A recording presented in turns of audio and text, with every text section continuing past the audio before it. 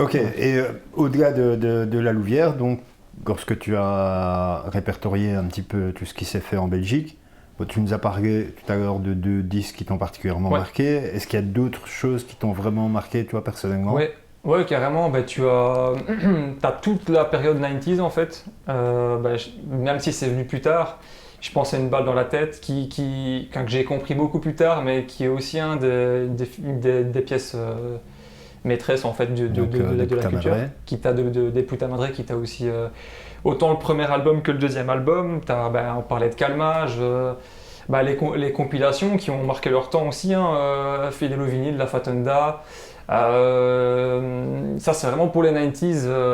Voilà, le premier Starflame. Et puis, tu as, pendant les années 2000, je pourrais peut-être citer Regarde comment de Pitcho, qui était quand même aussi tu vois, quelque chose qui restait dans le temps.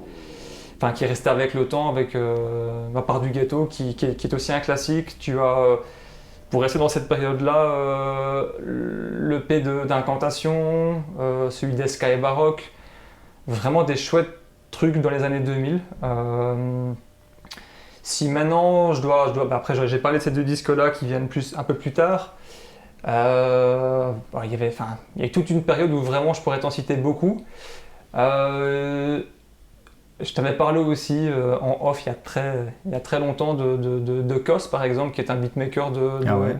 de, de Liège que j'affectionne beaucoup, autant sur l'aspect humain que sur disque, qui a sorti 3 EP avec LG, Craig G et Elda Sensei. On en parlait, tu vois, des connexions entre New Mhm. York et la Belgique. Et puis qui a fait aussi un album vraiment super intéressant avec plein de rappeurs américains de l'époque, qui sont toujours aussi frais. Et puis, ouais, franchement, il y a énormément de choses qui m'ont marqué, mais ce serait cool que j'ai la liste devant, ou en tout cas, je te mettrai je te Mhm. donnerai peut-être quelques références à mettre en dessous de la Ouais, vidéo. il y en a toujours que tu risques d'oublier, c'est ça? Sur 2300, comme on le disait. Ouais.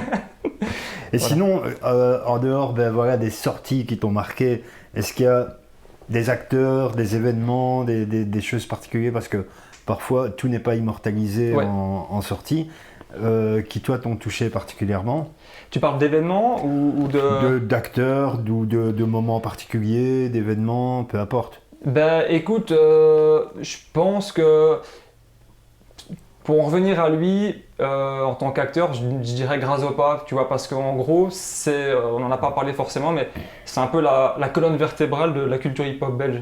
Moi, je le considère même comme le parrain du hip-hop belge. Et donc, du coup, à chaque fois que je regarde mes disques, je me rends compte que le gars, il est partout. T'as toujours un crédit où il a fait un cut, soit il fait une prod, il fait un scratch, ou il y a des projets un peu complètement dingues où il se retrouve avec des combinaisons avec des DJ. Et Mhm. ça, je trouve que c'est un élément assez marquant, tu vois, pour la culture et même personnellement. Parce qu'à force de collectionner, tu te rends compte que tu te dis waouh, mais c'est vraiment un DJ super important pour le milieu. Ça, c'est vraiment en tout cas pour l'artiste Ouais. qui me fait un peu flasher encore, même encore maintenant, tu vois, il bosse avec des Américains de Baltimore et tu te dis mais comment c'est possible en fait, tu vois, il y a toujours des trucs qui se passent. Et puis c'est un peu les combinaisons de c'est improbable qui me flashent. Il y a un beatmaker par exemple de Moucron, bon, il habite plus à Moucron maintenant, qui s'appelle Monarch, qui lui a collaboré avec un rappeur de Miami. Il y a un vinyle qui est sorti et puis un autre CD. Et ça, c'était aussi un événement, tu vois, qui était un peu improbable. Il n'y a pas eu spécialement une promo de dingue ou c'est Mhm. pas spécialement connu. Mais j'aime bien ces combinaisons un peu outre-mer. D'ailleurs, on avait fait un mix, Rennes a fait un mix avec toutes les, toutes les connexions avec la Belgique et entre autres les States. Ah ouais. Voilà, il y a eu tellement de mix que je sais même plus te dire ce qu'il y a eu. Euh, ouais, voilà, c'est un peu des gars qui me marquent, entre autres, mais il y a tellement de choses. D'accord, d'accord. Euh, alors, toi donc qui as analysé tout ce qui est sorti en hip-hop belge, qu'est-ce que le hip-hop belge ou le hip-hop de Belgique a de particulier si on le compare au hip-hop de France ou des États-Unis ou du Chili ou... Bah, je dirais, tu vois que, en tout cas à l'époque, c'est un peu moins le cas maintenant. Mais il y a encore 10 ans, tu avais un peu une espèce enfin, tous les artistes avaient un peu leur identité. Personne faisait vraiment la même chose. Et puis, on ressentait vraiment que c'était pas... Ouais, tu vois, le rap à Paris, ça n'a rien à voir, par exemple. C'est peut-être un peu moins le cas maintenant, mais il y a encore 5 ans, tu te rendais compte qu'il y avait un peu... il y a plus de spontanéité, les gens se prenaient moins la tête. Ils sortaient des projets parce qu'ils kiffaient ça, en fait, vraiment par passion. Donc c'était vraiment ça que j'appréciais à l'époque. C'est un peu parti avec le temps, c'est un peu, je pense, un de mes regrets. Après le côté, le fait que des gens soient connus et que ça fonctionne, c'est super kiffant, mais tu sens qu'il y a plus la balance qu'il y avait à l'époque. On est vraiment dans un truc où il y a un peu un écart qui se creuse en fait, entre les artistes super connus et ceux qui ne sont pas trop connus mais qui continuent à sortir des projets. Mais après, il y a toujours eu cette forte identité en Belgique où on est fier d'être belge en fait. Tu vois, c'est un peu ce côté très très chauvin où quand ça sort de chez nous, on est content de représenter, tu vois, que ça soit à Bruxelles ou ici ou en Flandre, on aime bien le revendiquer et ça, je trouve ça super cool. Ok. Alors, vous avez créé, cette structure Melody Girls, tu nous as dit officiellement en 2019. Ouais. Donc ce qui veut dire quelques mois avant le grand confinement.